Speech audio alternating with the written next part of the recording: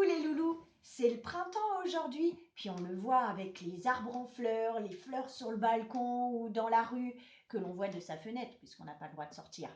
Eh ben moi j'ai envie que nous fassions des fleurs, des fleurs. Donc pour ça, on va réutiliser ce que l'on sait faire, c'est-à-dire avec des ronds. Et papa et maman, ou le grand frère, la grande sœur d'ailleurs, vont vous faire d'abord un modèle et puis ce sera à vous. On y va? On y va. Alors, on vous donne la petite fiche plastique. Papa et maman, le grand frère, la grande sœur, vous fait le modèle.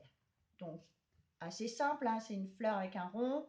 Donc, on fait un rond, toujours de haut en bas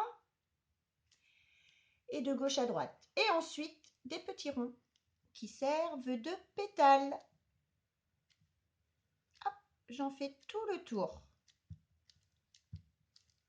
Et puis, une fleur, ça a une tige. Donc, je fais un trait vertical qui descend. Et puis, une fleur, ça a des feuilles. Donc, on va faire des feuilles avec des petits ronds. Hop, hop. Et voilà ma jolie fleur. Donc, ça, c'est votre modèle. Donc, vous allez refaire la même chose. Donc, papa et maman, grand frère, grande sœur, vont faire attention à la façon dont vous tenez le crayon. On reprend toujours les 3 doigts. Le creux entre le pouce. Le crayon se repose avec le majeur. Il est posé, il est couché. C'est le lit du crayon. Et ensuite, on pince juste avec le pouce et l'index. Ils ne se croisent pas. Ils tiennent bien pour pas qu'ils tombent. Normalement, il peut tenir avec ses 2 doigts. Hop. La main toujours posée sur la feuille. Et on y va. On descend comme un ascenseur pour faire le rond. On refait le modèle. Et je fais des petits ronds.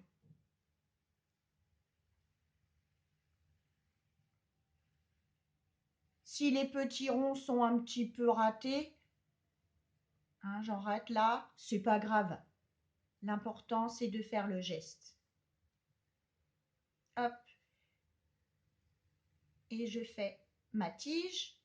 Hein, le bras descend, la main est toujours en contact avec la table.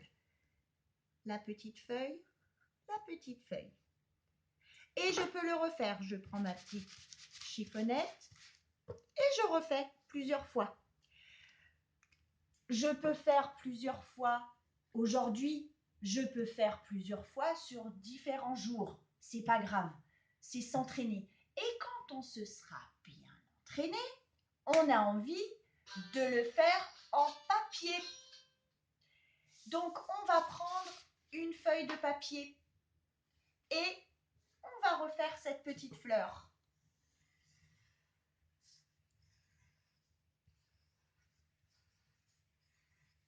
Hop. Je me suis bien entraînée tous les jours.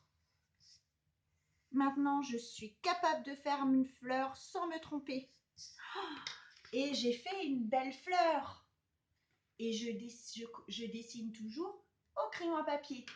Et si vous n'êtes pas content de votre fleur, eh ben, demandez à papa et à maman ou à grand frère, à grande sœur d'utiliser la gomme. Hop, je gomme et je refais.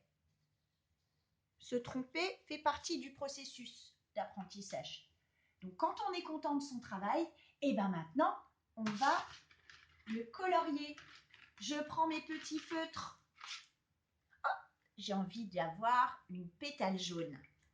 Le bouchon derrière, on fait attention à la tenue du crayon. Et je colorie.